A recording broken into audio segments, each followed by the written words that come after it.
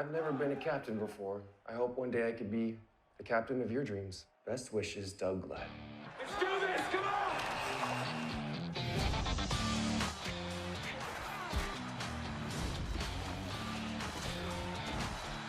Sorry, Mikey? Shut up, dog. You want to go? What has happened to Doug Glatt? It looks like he's in pain on his right side.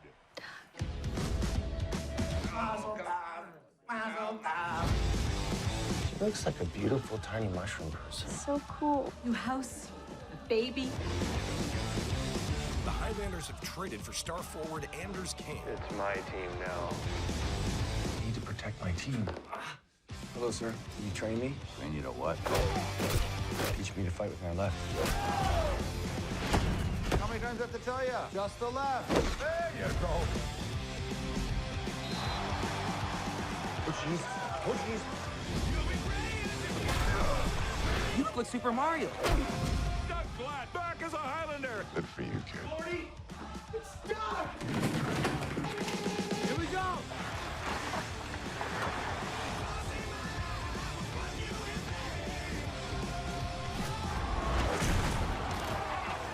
Super thirsty.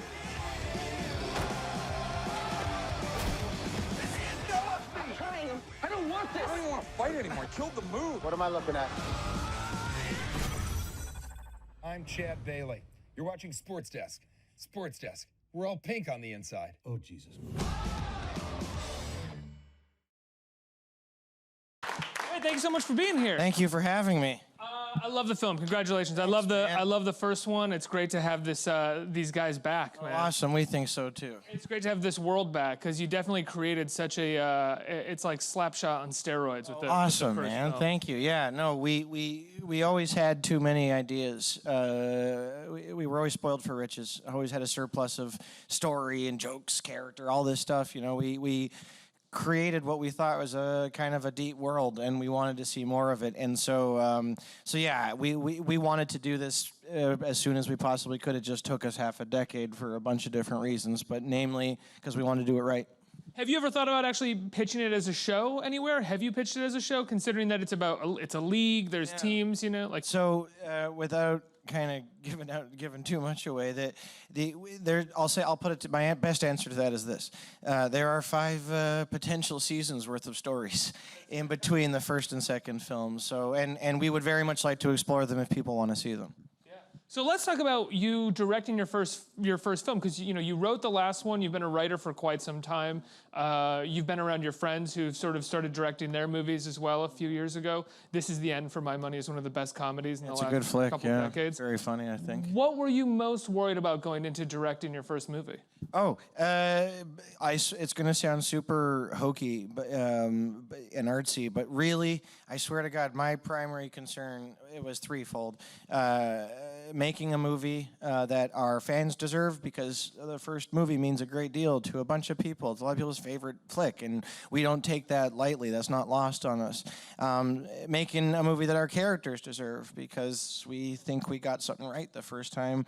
And then also, I've been on set since I was 12 years old, and I'm 35 now, and I've had a bunch of examples of like the best possible way you can work, a lot of cautionary tales as well, and I just, more than anything, I wanted people to be psyched to be there. I wanted people to look forward to showing up to work, because you can, and when you do, it's much better, and I wanted everyone to feel that it was their movie, and so everyone on the call sheet, actors, crew, everyone was always allowed to come up to me and pitch ideas for setups, jokes, character traits, all sorts of stuff. Yeah, and so it was everyone's movie, and I think the flick was better for it. I want to backtrack for a second because I love on-set stories, and you said the phrase "cautionary tales." Yeah. What was your greatest caution? No names. What was your greatest cautionary tale going into this? Oh, I'll say there have been far more of those than there have been like inspirations to replicate. Oh yeah, the set is a really hard place. It is, and the industry standard is sort of controlled chaos and being behind schedule at all times, and I just think that's insanity. But one of the biggest cautionary tales for me was seeing a director lose a set in a matter of hours.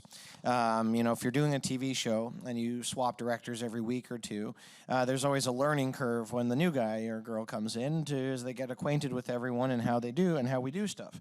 And some people thrive and some people fail. And I've worked with people that come in and don't bother learning anyone's name, don't look at anyone in the eyes, stare down at their shoes, and fine, they're nervous, whatever it is, but you're the director, how can you run a rehearsal for a set with 150 people on it staring at your shoes the whole time? And, nobody respects that, no one wants to listen to that. And on top of that, when you compound it with, you're not a fun guy to hang out with and you don't know anyone's names, it just makes it, very god-awful, yeah.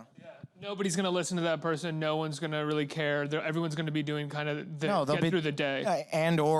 Yes, on the nice end. On the nice end is trying to emasculate the person whenever they possibly can. So your modus operandi going into this was never create an environment where people wanted to emasculate you. Ideally. I try, that's the sort of one of my main philosophies in life is just avoid situations where people can cut off my genitals. Because artsy guys like us, it's very easy for people to sort of do that. So we have to kind of create scenarios for ourselves. Or so they think. And also, people also make the mistake because I'm punctual and I'm polite and Canadian that they mistake that for weakness. And I would say this is why I point to this film as evidence that it isn't. After having done the first film and watched the director work with all the sort of the blood and the fight scenes, did you sort of take a fair amount of what you learned from that director into this and just sort of how to block them, how to shoot them? Because definitely. There's a fair amount of the sort of the great cut that, of fight scenes that I love, which is the shot of the fist coming in and then the quick cut to the snap back, blood popping My out. favorite stuff. Yeah. My favorite movies are action movies and horror movies. And I don't know that I ever want, if I ever get to direct more movies, was all I want to do. If I ever get to, I'll never make one that doesn't have at least one fight scene in it. I adore it. I really, really do. From the choreography, from writing it, to watching the fight and stunt coordinator find a way to take what we've written and translate it into two people beating the piss out of each other, to then figuring out how we're going to best attack this, and then to map out the arc, because there's 3 acts to every one of these fights, and that's down to really some banal stuff like at what point, how late into the fight do you start to see a shiner appear? When does blood start to appear? All these little kind of things. And so yes, I was very lucky to have been on set on Goon with my friend Michael Dowse directing, who is in addition to being one of my friends, he's one of the best filmmakers in Canada, and a fucking very hard man himself. And so I definitely I absorb everything on every set, but especially the first Goon, because I think our fights were fucking very good in the first Goon, and I think our hockey was sick, and so that was the kind of cool but difficult challenge for me on this one, is how do you make a follow-up to a movie that had these sort of great fights and truthful hockey action? How do you do that in a new, interesting, maybe, hopefully, if you can, improve on it even? How do you do that in an interesting way without just rehashing and going through the same steps you went through the first time? Yeah. Did you go back to any fight scenes that you love and think about those and how to bring those, and what were they? Definitely. So one of the main sort of movies that's in this film's DNA, there's kind of movies that we reference in editorial and in production as and it's not about character necessarily, it's not about tone, it's more about energy. And so it's going to sound super hokey, but yeah, I would the Scorsese's Cape Fear is one of my favorite films, and a movie so underrated. It is really, and a movie that we lifted so much energy from, and one of the fights in particular is where Max Cady gets attacked by 3 guys in a parking lot, and they go at him with the bike chain, and then and then the pendulum shifts and he headbutts them all into oblivion, and from that, and then there's also another Scorsese fight in the convenience store in The Departed, when DiCaprio runs the Italian dude into the fridge, and I was so there was, those are ones that we studied a great deal. There's obviously just my group of friends, watching our favorite fight scenes from movies is just something we do anyway. And so and personally, my favorite one of all time is Gibson versus Busey at the end of Lethal Weapon. That's my single favorite fight scene in any movie. Yeah. It is the most absurd, ridiculous fight scene ever put in a movie. It is. Outside of They Live, but They Live is like a cult film. It is. Yeah. And in this one, they go for broke with it. And what I love is it is ridiculous, and yet it doesn't feel stagey. Like, I find fight scenes now, when you're in a fight scene.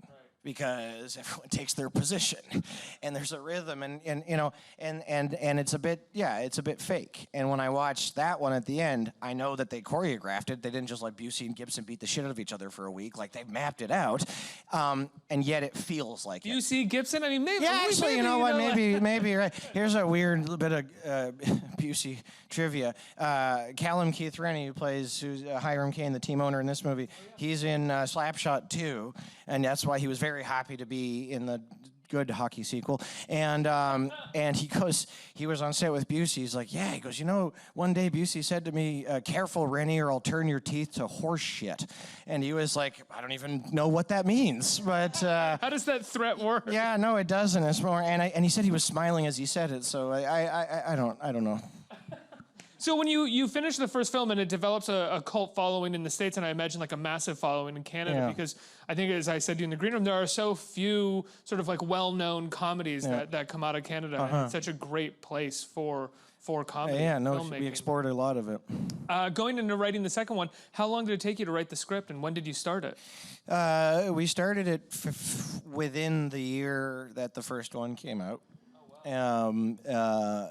It was, but because like I said, we didn't want to do it if we weren't going to do a rush job, and none of us were interested in making the movie if it wasn't going to. Our goal had to be all of us showing up there to make a better film, and so when it's that wide open, when we could like just wait for it, we always had it takes some time, and so but what we always had was we had a criteria of like, even if the hood was open and the film could become anything at that point, there were still like 4 or 5 things that it needed to be about. It needed to be about Doug saying goodbye to this job. It needed to be about what it is to be married and having a kid on the way. It needed to be about the end of an era of fighting. There was these big hero main themes and concepts that were in every incarnation. But yeah, as I said before, we always come up with too much stuff for this, and so we set out to write one movie, and we ended up writing we kind of broke down 3 different ones, and just as on the first film, there was all this great sort of stuff that we came up with that we couldn't find a home for. That happened this time too, but. Yeah, we wrote and rewrote, and all told, it was about 5 years 5 years or 4 years until we got into pre-production on this one. Did you have to pitch yourself as the director, or did you come in and say, "Here's the script, I'm directing this"? Oh gosh, no. You made a short film before. You've directed a short before, and right? An episode of Trailer Park Boys. That's right. Yeah. That's right. And a great Canadian comedy. One of the best. And there's no Goon without that TV show. But no, Jesse and I wrote this movie for Douse, the director of the first one, to direct. And it's only when circumstances dictated that he had to step back and couldn't join us on the second one. Then it was this sort of hole, like who's gonna fill it? And it was Seann William Scott and Marc-Andre Grandin, 2 of our leads, that came forward to me and to the producers and said, I think Jay should do it. And yeah. Is that like when your star steps forward and puts so much confidence in you? That's an amazing thing. It's staggering, man. And obviously I leapt at it, because I'd be lying if I said I hadn't visualized in my head and my heart every single moment of that script the entire time we were writing it. So it was a very. And I've wanted to be a director since I was 9 years old. And so it was a very, very quick yes. And then it was like sheer elation for a morning. And then I woke up for an evening. And then I woke up in the morning nauseous and, oh, fuck, here we go. And like 45 mornings or however many days the shoot was, yeah. where you were just going, am I doing it right? Am I a real director? I don't know. Somebody help me. Yeah, I just got to make a decision now. 36 and a half days of heartburn. And no, but greatest job I've ever had, greatest summer of my life. I have such a respect and reverence for making movies. Cinema, in my opinion, is the greatest art form the world's ever come up with.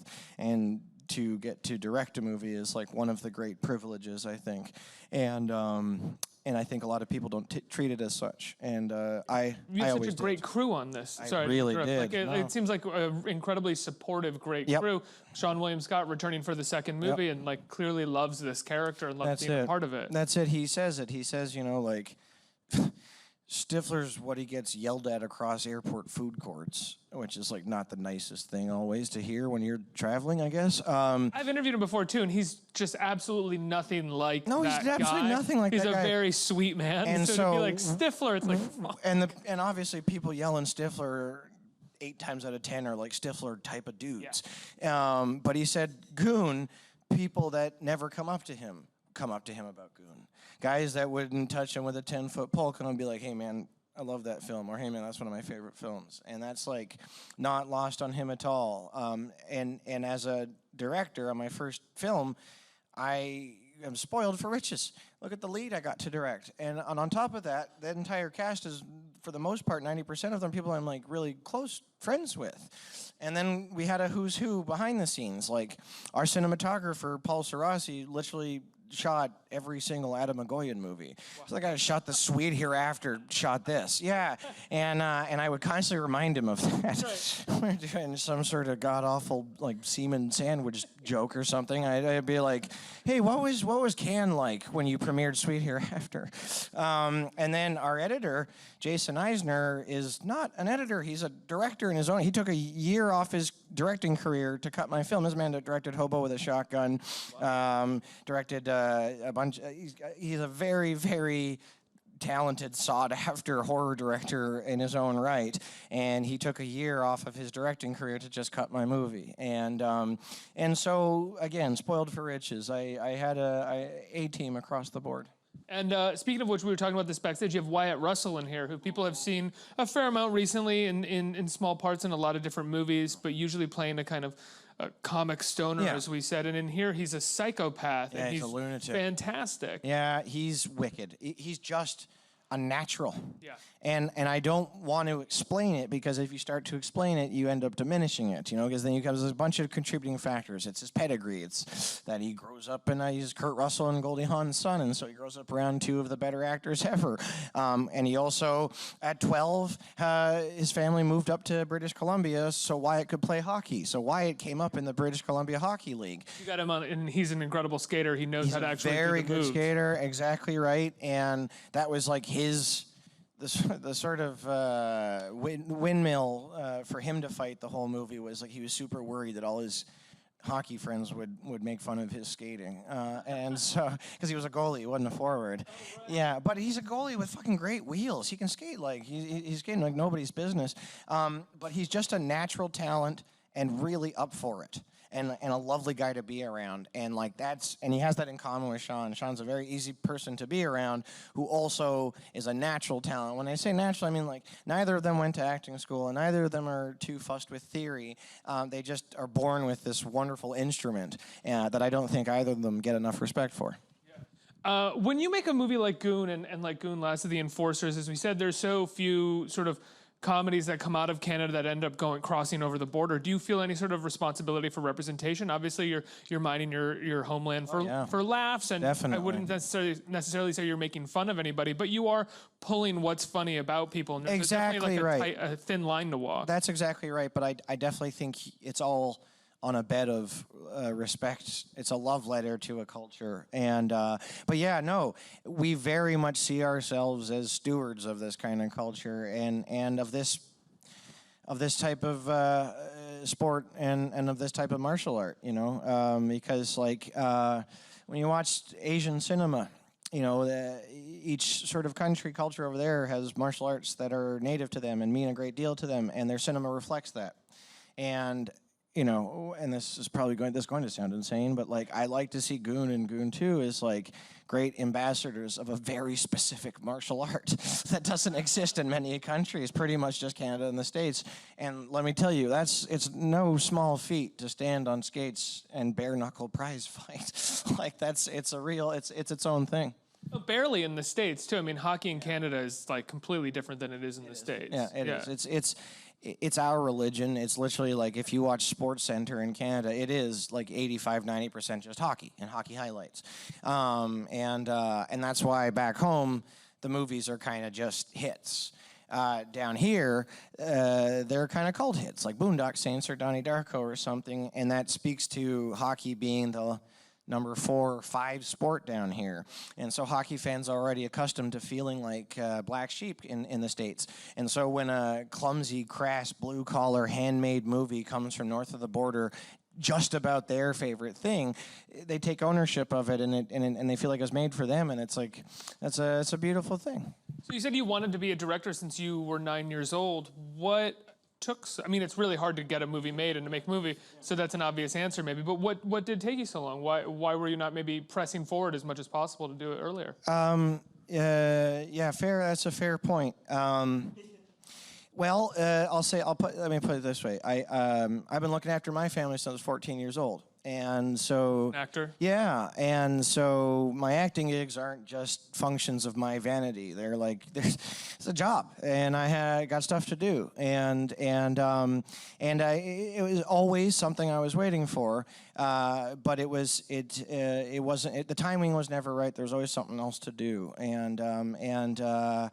It's all I want to do, and it's all, and especially, you know, now that this thing's coming out and hopefully kids dig it, I want to keep doing it.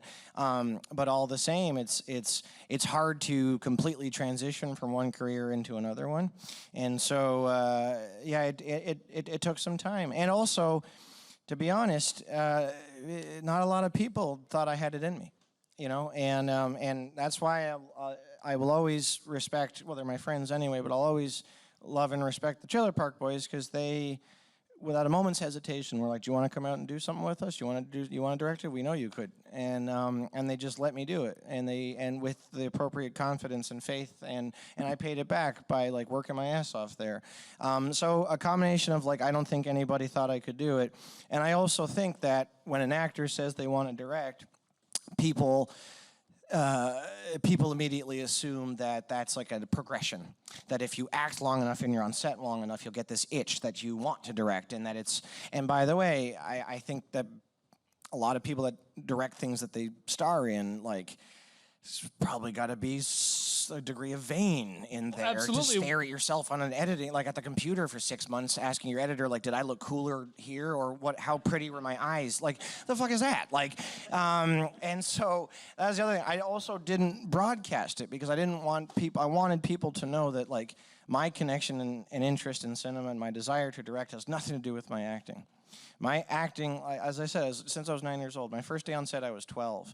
Mom said, "You want to go to film school? Being on set's the best film school in the world." And so I was always in acting as a means of being part of movies, not the other way around. And at the same time, as an actor, when you approach or when you say out loud that you want to start directing, the immediate insecurity on the part of an actor who takes directing seriously is that everybody around you attributes it to your narcissism. Like, oh yeah, you want to do this. Completely. You want more control, blah, blah, blah. And completely. Like, no, I just love movies. That's it. You know. Yeah, and at that point, you've just got to show them. And hopefully they see that, like, I'm in this movie far less than I'm in the first Goon.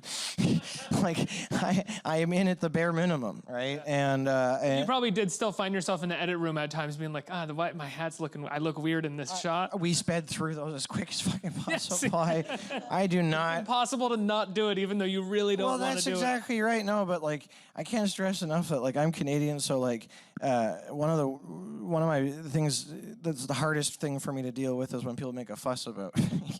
And so being the subject of conversation with like my editors, you know, like that's just so fucking awkward. And so like I get through it as quick as we possibly could and make sure we still did a funny scene. You know, but yeah, you're right. Everyone assumes that it's just a function of it's a continuation of my belief in myself and wanting to see myself and all that. And no, my love of movies predates my career as an actor by at least 3 years. Yeah. Before I move on to audience questions, I have to ask, I brought up This Is the End at the beginning, and I really do love that film Thank so you. much. Yeah, You guys it's a good flick, really I think. knocked it out of the park, Thank I you. think. But what was it like in the wake of that movie afterwards when people, I think, even though it was a comedy, assumed that those were sort of aspects of all of your personality? Oh, yeah. Because he was playing off of these sort of ridiculous ideas of these personalities, but I'd imagine everybody thought afterwards that you and Jonah Hill actually had some sort of, you know, competitiveness or Oh yeah, no, thing no. with each Well, other? we don't get along like famously. Really? No, I didn't even think that was true. We have begrudging respect and familiarity now, just by virtue of time. But like, no, pretty much everything in that movie is a sort of leaned into cartoony version of our shit. The only person that's playing nothing remotely close to him is Danny McBride. Right. It's like Danny McBride's not waking up in bathtubs on drugs and shit. Like, he's got a wife and kid, and he just reads a lot. Artist worker. Yes, yeah. And he reads a lot of books, and he's a very normal, mild man. The rest of us are all playing arch versions of ourselves, and and infer from that what you... Let's get some questions from the audience. Who's got a question? Right here. You've done a lot of different things, actor, writer, director, producer. Which is your favorite role, and also which is the most difficult? Oh, thanks for asking. Directing. And directing and writing to me are one and the same, but yeah, 100%. Hardest for me is still, I think, acting. It's never, I've gotten used to it over 20 bloody years. I'd hope I would, but it's still. I still have to make peace with a lot of it. I still have to make peace with being the center of attention. I still have to make peace with lights shone on me and all these different stuff. That still is hard for me to do. But does that end up coming out of you in odd ways when you're on set? Have you had to find ways to like sort of push that down because you can be like, "No, get away from me," but then you don't want to seem like a diva of any kind? Well, that's, as an actor, you're afforded tons of these little bubbles of privacy every time there's a break, and I get some artsy buys because of the way that I look. So if I just put on my hood and a cigarette in my mouth and grab my book, like, people usually give me a wide berth, and so they just attribute it to artsy nonsense. But yeah, I definitely, that's the game, is constantly making sure that I can steal moments to be alone. Yeah. Next one right here. Hi, fan of your work. Thank you. And since you have 4 credits on this movie, was it by any time overwhelming knowing that you're doing all this different stuff? And what was the most valuable lesson you learned from this entire experience? Oh, that's an awesome question, man. Thank you.